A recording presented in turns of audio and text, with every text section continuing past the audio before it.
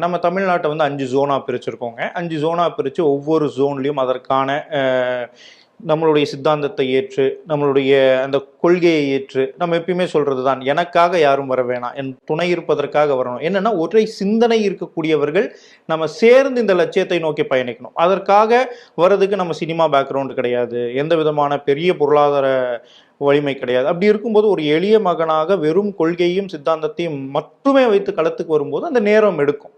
அந்த நேரம் தான் 2021 நம்மளால களமாட முடியாத காரணம். 2024 பாஜகவை ஆதரிச்சு நம்ம தமிழ்நாடுல நமக்கு எங்கெங்கெல்லாம் வலிமை இருக்கோ அங்கெங்கெல்லாம் நம்ம வந்து துணை நின்னோமுங்க.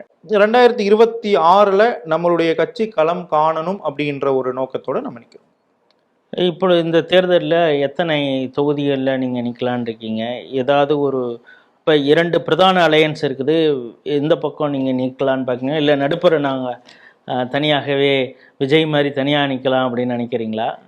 அதாவதுங்க, நம்ம வந்து கட்சியை கடந்து நபர்களை கடந்து கொள்கை ரீதியாக மட்டும்தான் களத்துக்கு வந்திருக்கோங்க. ஏன்னா கொள்கைக்காகத்தான் அரசியல்.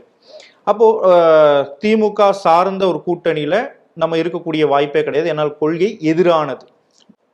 அப்போ தேசிய ஜனநாயக கூட்டணியில நிற்பதற்குண்டான வாய்ப்பு நமக்கு கிடைக்குமா அப்படின்னு தெரியல. அதற்கான முயற்சிகள் இருக்கு. அப்படி கிடைக்காவிட்டாலும் நம்மளுடைய குரல் நாம் ஒலித்து கொண்டே இருக்க வேண்டும்.